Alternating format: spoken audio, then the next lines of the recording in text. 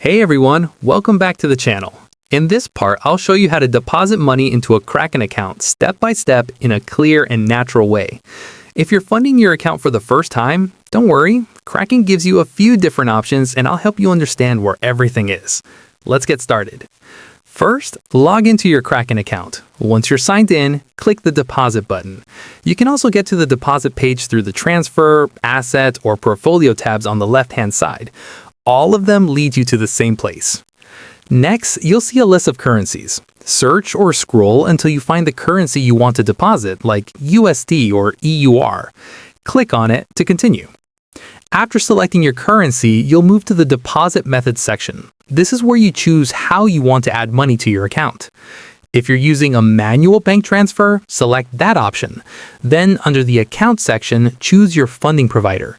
Kraken will show you the bank details and instructions you need to complete the transfer from your bank.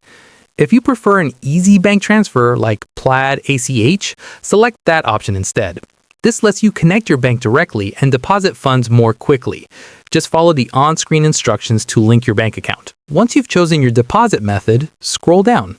Here you'll see Kraken's bank details or transfer instructions depending on the method you selected.